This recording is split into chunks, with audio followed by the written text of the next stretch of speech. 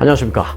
자, 한번 저와 같이 상상을 한번 해보시기 바라겠습니다. 자, 은행에 가서 그 ATM 머신 앞에서 현금을 좀 인출하려고 1,000불을 인풋을 했습니다. 그런데 그 기록에는 1,000불을 인출한 것으로 그대로 되어 있습니다만은 실제로 기계에서 돈이 나온 걸 보니까 2,000불이 나왔다면 여러분은 어떻게 하시겠습니까? 더 나온 그 1,000불을 들고 은행에 들어가서 자처 지정을 설명한 뒤에 전달을 하시겠습니까? 아니면 그냥 슬그머니 갖고 가시겠습니까? 네. 아마도 이제 우리 구독자님들은 다 물론 1번이실 것 같은데요. 그런데 이런 일이 실제로 발생했습니다. 자, 영국으로 가보겠습니다. 영국에서 그 ATM 기계 오류로 인해서 입력한 금액의 이 2배의 현금이 나와서 인파가 대거 몰리는 상황이 발생했습니다.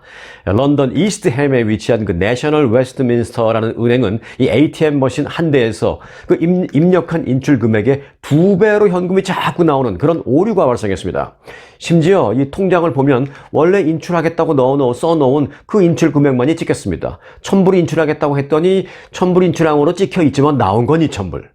그런 거 쉽게 말하자면 이제 그런 겁니다. 자, 이런 일이 알려지자 지금 영국 이스트햄 인근에서는 은행에 가니까 돈을 2배로 나온대. ATM 기계에서 돈이 2배로 나온대. 라는 말이 계속 퍼지면서 이게 또 요즘은 어떤 시대예요? SNS 시대잖아요. SNS로 또 이게 계속 영상 그리고 내용이 공유되면서 이 영상이 곧 SNS로 전국에 확산이 됐고 얼마 지나지 않아서 현금을 인출하겠다라는 여러 명의 인파가 몰려들어서 이 은행이 깜짝 놀랐답니다. 이 은행 안에서는 그 사실을 처음에는 모르고 있었답니다. 갑자기 은행 밖 문 옆에 있는 ATM 머신에 막 사람들이 장사진으로 몰려드니까 도대체 무슨 일이지? 하고 은행 관계자들이 그때 보니까 그런 일이 있었습니다. 결국 이제 경찰이 출동해서 겨우겨우 사태를 이제 해결을 했는데요. 논란이 커지자 이 ATM을 관리하던 그 은행은 급히 조사에 들어갔고요. 다음날 성명을 통해서 이렇게 말했습니다. 오류가 발생했음을 인정하겠다라고 말했습니다. 자, 화제의 그 은행, 문제의 그 은행, 내셔널 웨스트민스터 은행인데요. 그 은행 측은 일회성 오류로 인해서 한 대의 ATM에서 요청 금액보다 더 많은 현금을 분배하는 일이 발생했다. 현재는 정상 이용이 가능하다라고 설명을 했습니다. 자, 그런데 문제는 이미 그렇게 2배로 많은 돈을 이미 찾아간 사람들이 있다는 것이고요. 그리고 그 돈은 그럼 그들이 어떻게 하는 것인가, 어떻게 하면 되는 것인가 하는 그런 점입니다.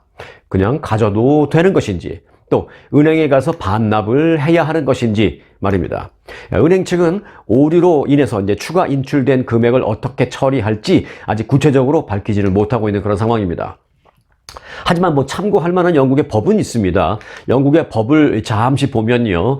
영국에서는 지난 1968년에 통과된 법에 따라서 이 계좌에 잘못 입금된 돈을 그냥 가지면 부정신용 유지 혐의로 기소될 수가 있다라고 합니다. 은행 측은 이에 대해서 이번의 경우도 그렇게 될 수 있을 것이다 라는 설명만 했습니다. 하지만 상당수 많은 사람들은요. 나는 1,000불 인출하겠다고 했고 보니까 1,000불만 나왔는데요. 2,000불 나오지 혜택을 못 받습니다. 내가 늦게 가서 그런가? 나는 1,000불 입력하고 1,000불만 받았습니다. 라고 한다면 은행 측이 무슨 소리야? 당신 2,000불 가져갔잖아요. 할 수 있는 증거 자료가 사실은 없다. 라는 것이죠. 물론 이제 CCTV 같은 것이 어떻게 활용될지 모르겠습니다만은 그래서 상당수 돈을 찾아간 사람들의 그 일부분은 나는 1,000불 입력하고 1,000불만 가져갔어요. 라고 하는 입장이라고 합니다. 그런데 모르죠. 진짜인지 혹시 거짓인지 2,000불 받아갔는지 아니면 진짜 2,000불 인풋하고 4,000불 받아갔는지 이 모르는 일입니다. 그래서 지금 은행이 이 일을 어떻게 처리해야 할지 아주 전전긍긍하고 있다라는 소식, 영국 소식을 먼저 간단하게 전해드렸습니다.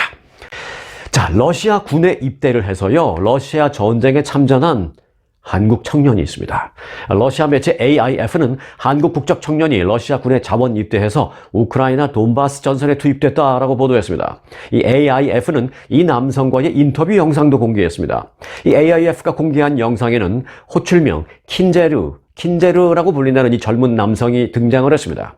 방한용품으로 코와 입을 완전히 가린 이 남성은 영어로 인터뷰를 진행했습니다. 인터뷰에서 이 남성은 이제 한국인 남성이죠. 자신이 한국인이라는 사실을 공식적으로 밝히면서 러시아 군에 합류하게 된 이유를 설명을 했습니다. 그 이유를 그는 이렇게 설명했습니다. 서방 세계는 현재 나락으로 빠져들고 있다. 나는 서울에서 살면서 러시아의 깊은 인상을 받았다.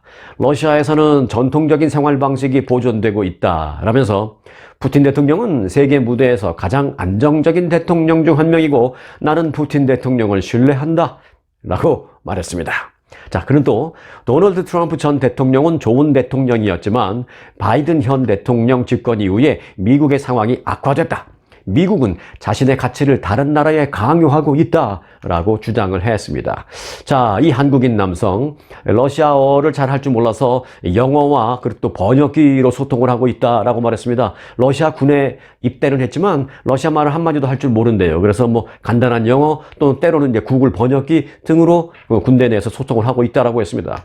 그는 또 외국인이 러시아 군에 복무하기는 어렵지만 앞으로 시스템이 더 잘 구축돼서 외국인의 입대가 쉬워지기를 바란다라는 당부의 말도 했습니다. 자, 이 해당 한국인 남성의 구체적인 신원은 공개되지 않았습니다.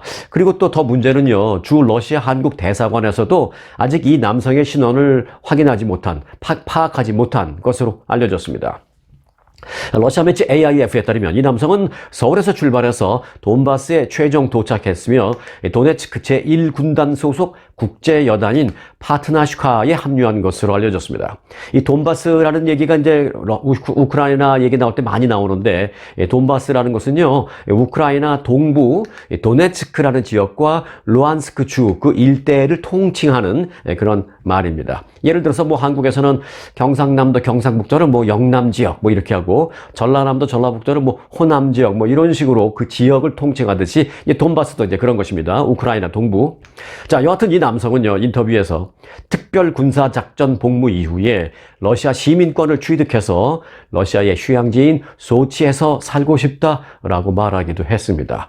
그게 뭐 본인이 그렇게 생각하면 다 되는 건지는 모르겠습니다만, 또는 뭐 입대할 때 무슨 뭐 계약이 되어 있는지는 아직 뭐 확인이 안 돼서 모르겠지만, 여하튼 그는 현재 한국에 있는 가족과 연락은 하고 있지만 자신이 러시아에 입국한 사실만 가족들은 알고 있지 러시아 군에 입대한 사실에 대해서는 알지 못하고 있을 것이다 라고 말했습니다. 그래서 지금 한국에 있는 많은 가족들과 많은 사람들 가운데 자기 가족 중 한 명이 러시아에 들어간 그런 뭐 그 아들을 갖고 있는 그런 사람들은 지금 완전히 지금 초긴장 상태입니다. 지금 러시아에 여행 중인 아들한테 다 연락하고 있어요. 야, 너 여행 잘하고 있어? 너 혹시 뭐 군대 간 거 아니지? 러시아 군대 간 거 아니지? 지금 일제히 확인하고 있는데 몇 명은 연락이 잘 안 돼서 지금 그분들이, 그 가족들이 아주 걱정을 하고 있다는 사실입니다. 자, 그동안 그 러시아의 우크라이나 침공 사건 이후에 러시아 측에 자원 입대한 한국인은 지금까지는 없었던 것으로 알려졌습니다.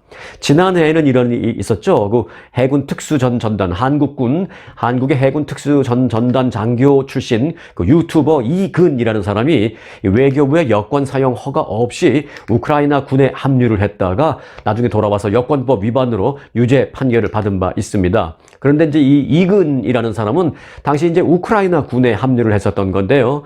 이처럼 러시아 군에 합류한 한국인은 방금 전에 말씀드렸던 그 남성이 지금 첫 번째 케이스인 것으로 알려졌습니다. 네, 러시아군에 입대한 한국 청년이 뭐 트럼프, 바이든 대통령 등등을 거론하면서 뭐 입대에 관련된 그 인터뷰를 했다라는 소식을 전해드렸는데요. 자, 어제 이 트럼프 측에서는 아주 신경이 쓰일 만한 일이 하나 있었습니다. 바로 이 월스트리트의 거부들이 공화당의 니키 헤일리 후보를 지지 선언했다라는 것입니다. 이 월가의 거부들이 공화당 대통령 선거 후보로 니키 헤일리 전 유엔 대사를 점찍는 분위기입니다, 지금. 전설적인 헤지펀드 운영사인 스탠리 드러켄밀러인가? 이분 라스네임이 좀 어려워서 제가 할 때마다 맨날 좀 더듬어요. 네. 스탠리 드러켄밀러입니다. 스탠리 드러켄밀러 등이 최근에 이제 속속 이 헤일리 전 대사에 대한 지지 선언에 나서고 있습니다.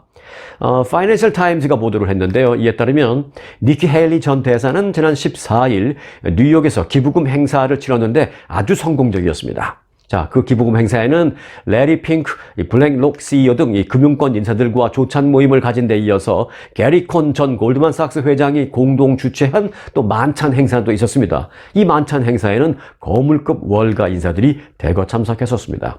이들은 니키 헤일리 전 대사의 외교력을 높이 평가했고요. 특히 이제 긍정적인 미국 고안을 갖고 있는 것에 아주 좋은 점수를 주고 거기에 배팅하고 있는 것으로 알려졌습니다. 지지하고 있는 것으로 알려진 것 좋습니다. 공화당의 대선 경선에서 가장 유력한 후보는 트럼프 전 대통령입니다만은 지금 니키 헤일리 전 대사는 론 디샌티스 플로리다 주지사와 함께 2위 자리를 놓고 지금 다투고 있죠.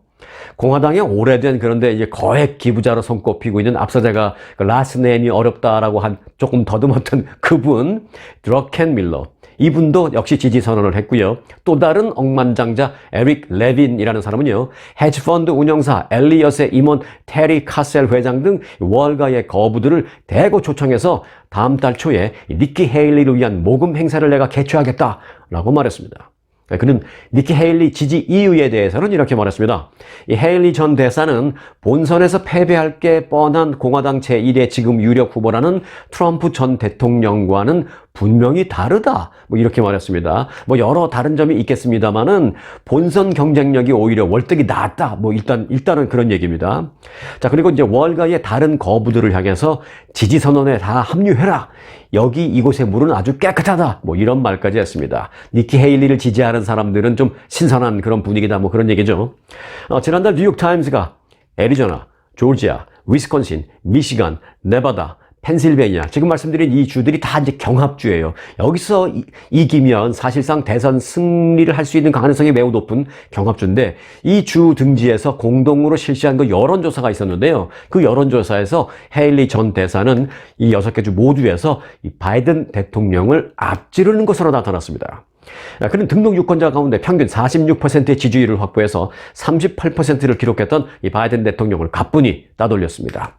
이 헤일리 전 대사는 특히 팀 스콧 사우스캐롤라이나 상원의원이 경선 불출마를 선언한 이후에 각종 여론조사와 월가 거액 기부자들의 선호도에서 지금 선두를 달리기 시작했습니다. 내년 대선 판도에 이 니키 헤일리 태풍이 불지 아니면 결국은 찻잔 속의 태풍으로 그렇게 끝나게 될지 아주 주목되는 그런 부분입니다. 이 니키 헤일리와 관련된 내용은 계속 들어오는 대로 속보로 좀 상세하게 또 쉽게 풀어서 전해드릴 터이니까 구독 눌러서 함께 해주시고 같이 소식 전에 공유해 주시기 바라겠습니다.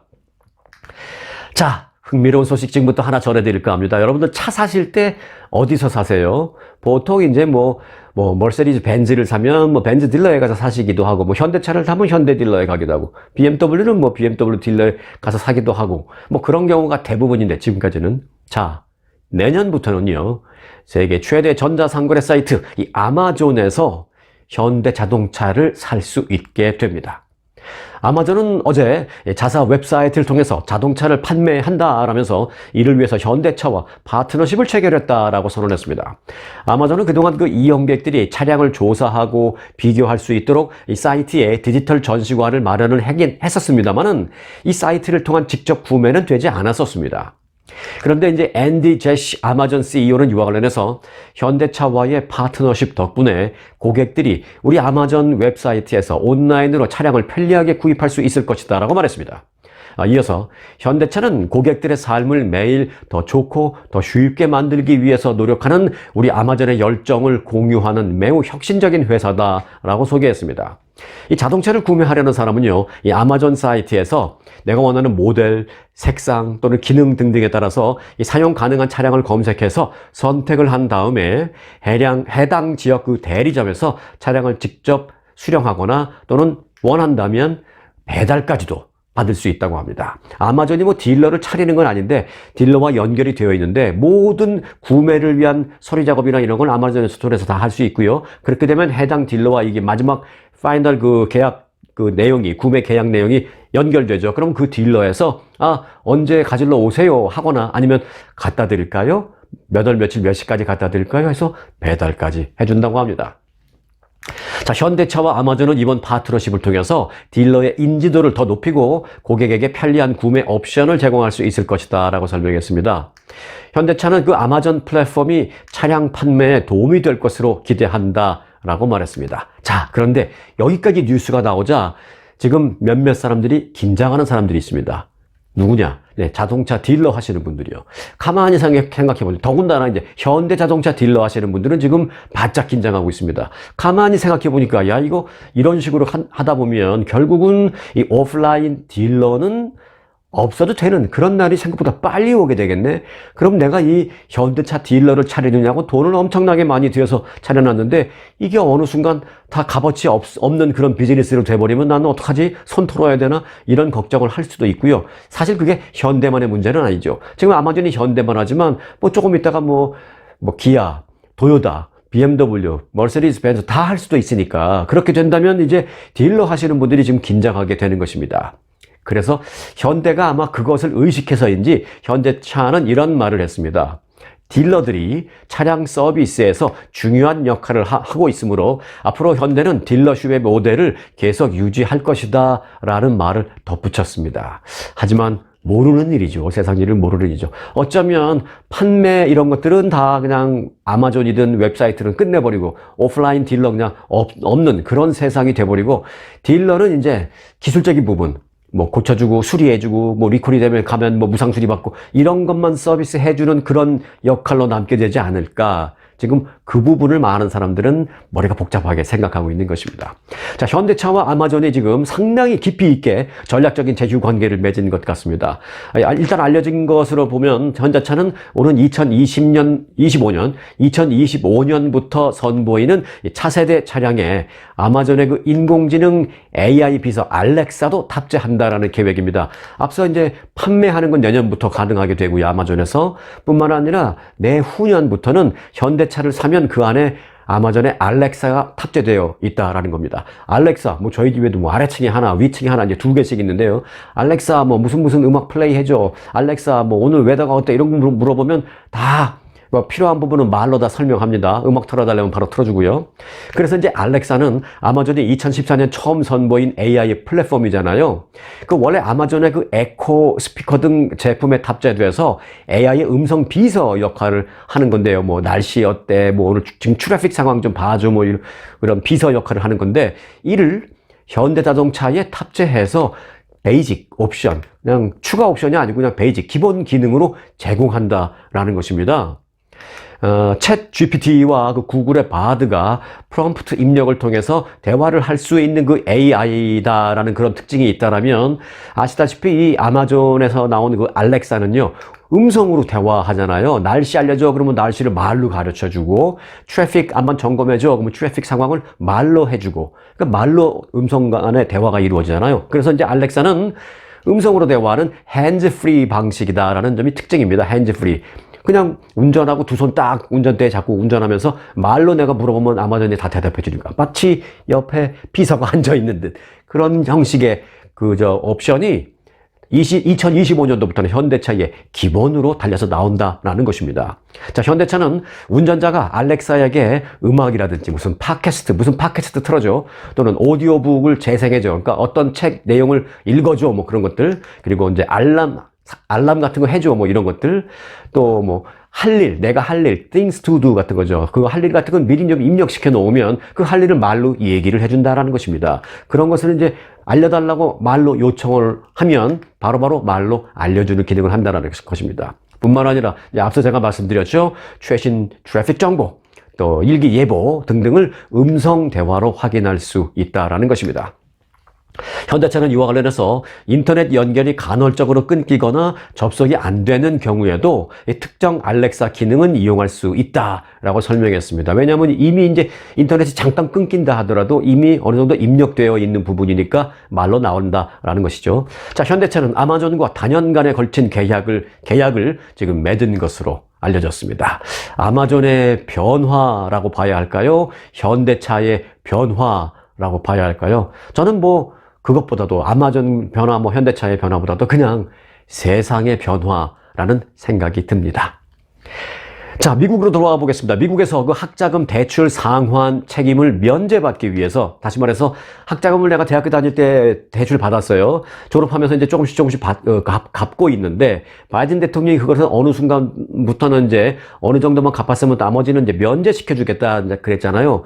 그 면제를 뭐 다 시켜주는 건 아니죠. 돈 많이 버는 사람까지도 면제해줄 필요는 없는데, 그런데 그 면제를 받기 위해서 일부러 파산을 신청하는 사례가 늘고 있지 않느냐, 이런 얘기가 지금 나오고 있습니다. 자, 지난해 11월 바이든 행정부가 그 학자금 대출자들에 대한 소득 및 지출 기준 등 이 파산 판정 요건을 대폭 완화했습니다. 어느 정도 돈을 좀 벌어도 그 정도 버는 소득 정도면 면제시켜 줄게, 이런 좀 완화를 했죠. 그 완화 발표 이후에 나온 그런 변화이기 때문에 상당히 주목되고 있습니다. 쉽게 말해서 이런 겁니다. 바이든 대통령이 발표한 그 학자금 상환 면제 혜택 확대안, 그 발표가 나오자 면제 혜택을 받기 위해서 멀쩡히 돈 잘 벌고 많이 벌고 있는 그런 사람들이 갑자기 파산 신청을 하고 있는 게 아닌가라고 하는 그런 의구심인 것입니다. 자, 법무부는 지난해 11월부터 올해 9월까지 학자금 대출 상환을 면제받기 위해서 파산 신청을 한 사람은 632명이다 라고 밝혔습니다. 생각보다 뭐 얼마 안 되는데 뭐 그렇게까지 뭐 생각하실 수 있습니다만은, 자, 팬데믹으로 연방 학자금 대출 상환이 중단되기 전까지 이거 파산 신청자는 사실 연평균 480명 정도 수준이었습니다. 뭐 절대적인 수치는 뭐 아직 크게 드라마틱하게 많은 상황은 아닙니다만은 이전과 비교하면 확실히 늘어난 것만은 분명한 사실입니다. 이와 관련해서 교육부는 가이드라인 변화 내용을 앞으로 더 많은 이들을 상대로 좀 우리가 조사를 해보게 될 것인데, 현재 교육부가 예상하기는 파산 신청은 앞으로 계속 증가할 것으로 생각된다라고 그렇게 말했습니다. 자, 현재 약 4천만 명의 학자금 대출자가 1조 6천억 달러의 연방 학자금 부채를 갖고 있으며, 이 가운데 300만 명 이상이 1270억 달러의 대출금 면제를 지금 원해서 신청을 하고 있는 것으로 알려졌습니다. 하지만 학자금 대출 면제는 납세자의 부담을 증가시키는 것이다 라면서 반대하는 그런 목소리도 물론 있습니다. 이제 공화당 쪽의 얘기가 물론 반대 목소리가 물론 많죠. 공화당은 바이든 정부의 학자금 대출 정책이 법적인 권한을 넘어선 것이며 대출금은 상환해야 하는 이들을 지원하기 위해서 멀쩡한 무고한 납세자의 돈을 사용하게 되는 것이다 라면서 강하게 지금 비판하고 있는 상황입니다.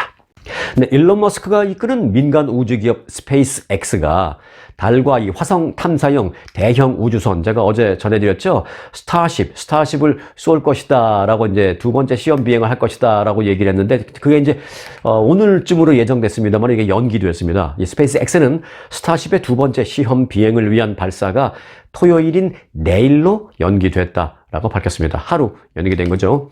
발사 예정 시간은 중부 시간으로 오전 7시, 서부 시간으로는 오전 5시, 동부 시간으로는 오전 8시인데요. 스페이스X는 스타쉽 이륙 약 35분 전부터 제가 어제도 말씀드렸다시피 이 홈페이지 등을 통해서 발사 과정을 온라인 생중계할 예정입니다. 자, 온라인으로 발사 생중계를 보시기 위한다면 이 웹사이트에 들어가시면 되는데, 웹사이트 주소는 아주 심플합니다. SpaceX.com입니다. SpaceX.com. 이 일론 머스크가 참 X 참 좋아요. 이 이름도 SpaceX죠. 그리고 이제 탐사선 이름도 SpaceX죠. 그리고 트위터라는 그것도 멀쩡한 그 트위터라는 오래 우리가 사용해온 그 이름을 버려버리고 그냥 X라고 했잖아요. 저는 지금도 이제 뉴스를 막 전해드리면서 트위터에 뭘 올렸다, 이거를 자꾸 트위터라는 말이 돌지 X에 뭘 올렸다, 무슨 글을 X에 올렸다, 이게 잘 입에 익지를 않아요. 아직까지도. 아마 쉽지 않을 것 같습니다. S에 이 글을 올려. 이게 좀 말이 좀 어감이 와닿지가 않습니다. 아직까지. 트위터에 이런 글을 올려. 이거는 오랫동안 했기 때문에 익숙한데, 좀 익숙해지려면 시간이 좀 걸릴 것 같습니다. 이 멀쩡한 이름을 왜 바꿔갖고 그랬는지 모르겠어요. 네. 자, 2년 전에 사망한 전두환 전 대통령의 유골함이 지금 어디 있는지 아십니까? 네. 지금 아직도 2년 동안 자택에 안치 중이었다고 합니다. 그런데 이제야 장지를 찾았다고 합니다. 꼭 전두환 전 대통령의 유해가 경기도 파주시 장산리에 안장될 것으로 전해졌습니다. 전두환 전 대통령의 유해는 그 장산리 한 사유지에 안장될 예정인데요. 전 대통령의 유해는 현재 유골함에 담겨서, 이 화장을 한 뒤에 유골함에 담겨서 약 2년째 서울 연희동 자택에 임시 안치 중에 있는 상황입니다. 자, 그런데 이번에 결정된 파주시 그 장지는 군 주둔지가 아닌 민간 사유지로 약 한 100m 높은 고지에 있어서 멀리 개성 등 북한 땅이 잘 보이는 그런 것으로 알려졌습니다. 전두환 전 대통령은 생전 회고록에서 북녘 땅이 내려다 보이는 전방 고지에 백골로라도 남아서 통인의 날을 맞고 싶다라면서 사실상의 유언을 그렇게 남긴 바 있다고 합니다. 이에 따라서 유족 측은 화장을 한 뒤에 휴전선과 가까운 곳에 안장하겠다라는 뜻을 돌아가신 직후부터 계속 밝히고 있었다라고 합니다. 그런데 이제 2년 동안 장지를 못 찾았는데 참 이제 찾았네요. 어떻게? 근데 그 장지 찾는 게 참 2년씩이나 걸렸어야 하는지 그것도 좀 의구심이 들기도 합니다. 근데 시카고에서는 오늘 어제죠. 시카고에서는 어제 오후에 전동 열차 사고가 발생해서 40여 명이 부상을 입었습니다. 시카고 교통국이 운행하는 그 전동 열차가 어제 제설용 열차를 추돌해서 이제 추돌 뉴스를 보시면은 이제 한국말로 나오는 뉴스는 뭐 충돌했다 또는 갑자기 추돌했다 이런 표현도 나와요. 우리 옛날에는 뭐 추돌 구분 없이 그냥 부딪히면 다 충돌이라고 뉴스를 했고 대화도 다 그렇게 충돌했다 이런 식으로 했는데 요즘은 이걸 구분을 하고 있습니다. 자, 충돌은 뭐냐? 정면으로 마주보고 부딪히면 충돌입니다. 뭐 차량의 앞부분과 다른 차량의 앞부분이 마주 부딪히면 충돌. 이제 추돌은 뭐냐? 앞차의 뒷부분을 내 뒷차가 들이받으면 그건 이제 추돌이라고 합니다. 자, 이번에 열차는 추돌입니다. 앞열차를 뒷열차가 뒤에서 받은 겁니다. 자, 여하튼 그 전동 열차가 추돌해서 40여 명이 부상하고 광역 전철 3개 노선의 운행이 일시 중단되는 사고가 시카고에서 있었습니다. 이 사고로 시카고 전철 8개 노선 가운데 3개 노선, 옐로우 라인, 퍼플 라인, 레드 라인의 운행이 일시 중단됐었고요. 교통국은 전철 이용객들에게 버스 노선을 안내하고 각 노선에 버스를 추가로 투입하는 조치를 취하기도 했습니다. 이 어제 사고는요, 시카고 도심 북부 로저스 파크 지구의 하워드역 인근에서 벌어졌습니다. 시카고 소방당국은 시카고 교외 도시 스코키에서 출발한 옐로우 라인 전동차가 그 조차장에서 같은 방향으로 운행을 시작하던 제설 열차를 뒤에서 들이받았다라면서 이 전차는 정상 속도로 달리고 있었고 또 제설 열차는 느린 속도로 움직이고 있었다라고 설명했습니다. 그리고 철도 요원 7명이 포함된 부상자 38명 가운데 23명은 응급처치 후에 앰뷸런스에 실려서 병원으로 이송됐고 그리고 그 중에 3명은 현재 중태에 빠진 상태다라고 전했습니다. 당국은 어쩌다가 이 제설용 중장비와 여객 철도가 같은 선로에서 운행을 하고 있었는지가 가장 큰 의문이라고 밝혔습니다. 그래서 연방교통안전위원회는 이번 시카고 경찰 교통당국 등과 함께 사고 경위 조사에 착수하겠다라고 밝혔습니다. 시카고 소식을 전해드렸는데요. 이 캘리포니아주 소식을 빠뜨릴 수가 없죠. 네, 캘리포니아주에서는요, 내년부터 저소득층과 시니어 의료 혜택이 지금보다도 훨씬 좋아집니다. 아주 좀 획기적. 이 정도면 거의 드라마틱하게 개선됐다, 드라마틱하게 좋아지는 상황이다라는 말씀을 드릴 수가 있습니다. 자, 캘리포니아 주에서는요, 내년부터 26세부터 49세 사이의 저소득층 주민들은 연방정부와 주정부가 제공하는 메디켈 의료 혜택이 적용됩니다. 그러면 안 됐었단 얘기냐? 뭐 이 상황을 그런 의구심을 가질 수 있는데요. 저소득층에 대한 의료 혜택이 있지만 지금 말씀드린 그 나이가 포인트입니다. 29세부터 46세 사이, 요게 이제 일종의 맹점이었는데 다 커버를 해주겠다는 거예요. 자, 들어보세요. 그보다 또 더 있습니다. 캘리포니아주 사회보장국은 이제 내년 1월 1일부터 26세에서 49세, 26세에서 49세 사이의 그 저소득층 주민들까지 메디켈 수혜 자격에 포함해서 의료 서비스를 제공하겠다고 발표했습니다. 특히 자격 대상에 이 서류 미비자, 즉 불법 체류자들도 포함을 해서 그동안 의료 사각지대에 놓여있던 저소득층 불법 이민자들에게도 반가운 소식이 될 것이다 라고 전했습니다. 와, 대단하죠. 이 새로운 규정은요, 지난 2022년에 제정된 캘리포니아주 상원법 SB 184에 따른 것으로 약 150만 명에 달하는 이 서류 미비자가, 즉 불법 체류자가 의료 혜택을 받을 수 있게 됐습니다. 주정부는 이를 위해서 연간 13억 달러에 달하는 의료비를 추가로 배정하겠다고 밝혔습니다. 자, 캘리포니아주는 영주권자 등 이 합법 체류 신분을 가진 저소득층에게만 허용을 했던 그 메디켈 프로그램을 지난 2016년부터는 16 16세 미만 미성년자일 경우에는 불법 체류 신분이어도 관계없이 혜택을 주었고요. 그리고 2020년부터는 이를 또 26세까지로 높였습니다. 또 작년 5월부터는 시니어 가입 연령대를 기존의 65세에서 50세 이상으로 낮췄습니다. 이 낮췄다라는 것은 자격을 확대했다라는 것이죠. 그렇게 크게 자격을 확대하면서 이 저소득층을 위한 의료 혜택을 크게 늘려봤습니다.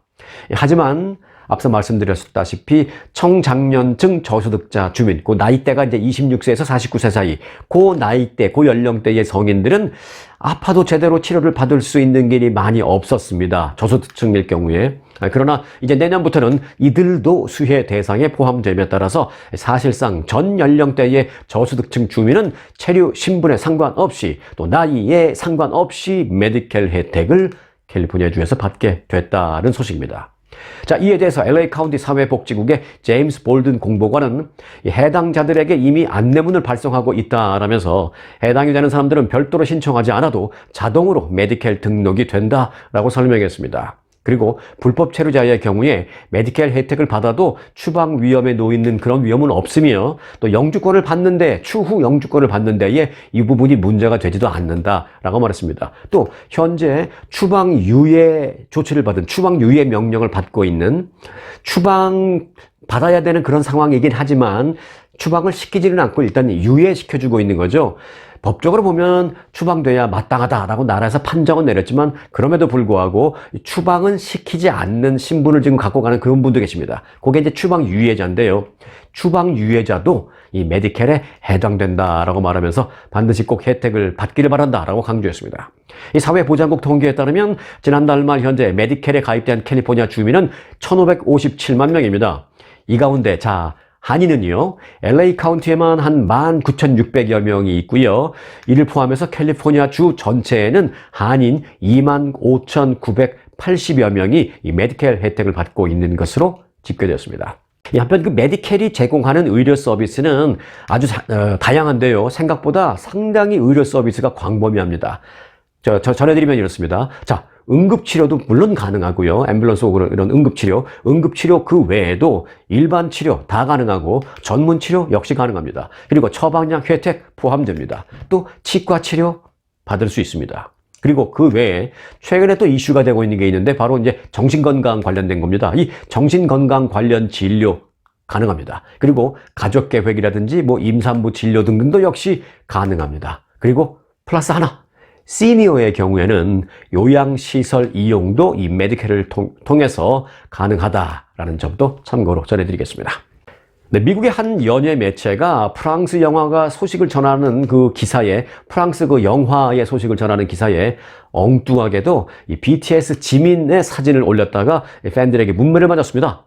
스토리는 이렇습니다. 어제 그 데드라인이라는 미국의 한 연예 매체는요, 프랑스 세자르 아카데미가 해마다 두각을 드러낸 신인 배우 32명을 선정해서 발표하는 레벨라시옹 행사 관련된 기사, 그 기사에서 그 게시물에 BTS의 지민 사진을 올렸습니다.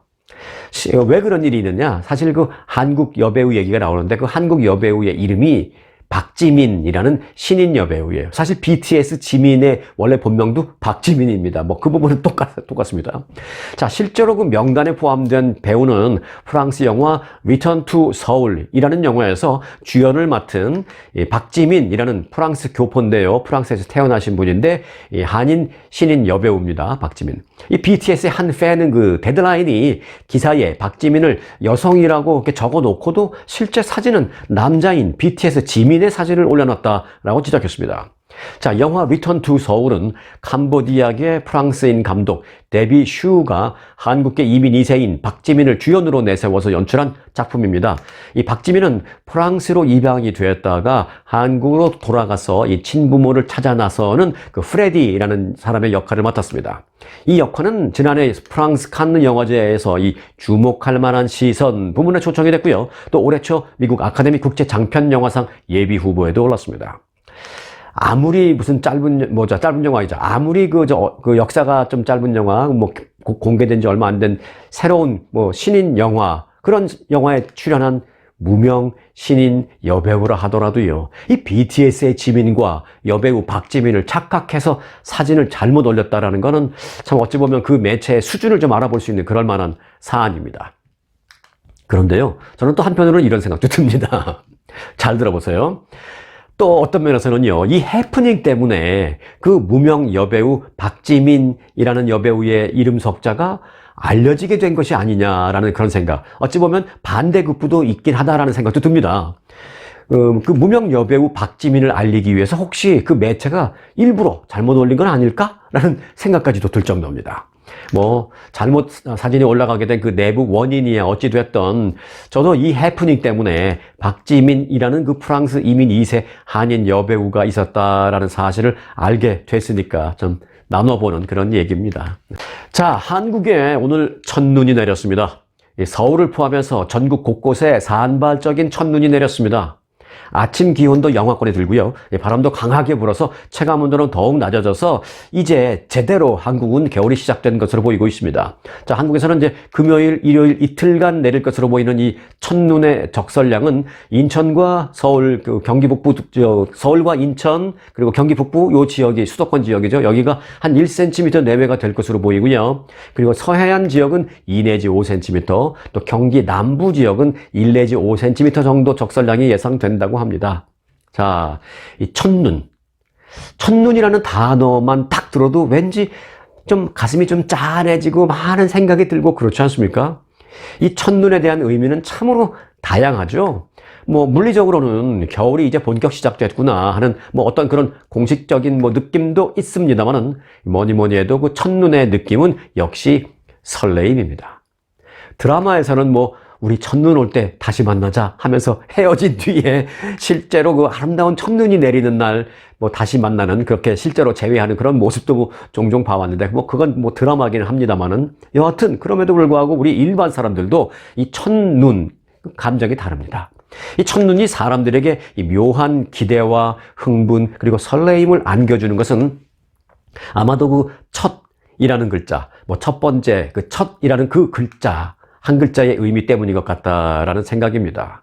무엇이든 첫 번째는 기억에도 오래 남기도 하고요. 또 순수했던, 아주 순수했던 어떤 그 본인만의 추억도 있고 아주 그런 것 같습니다. 자, 첫눈 내리는 날 설레어 했던 그 순수함을 기억하면서 오늘 영상 여기서 마무리하겠습니다. 스토리가 있는 뉴스, 송앵코의 스토리 뉴스 마칩니다.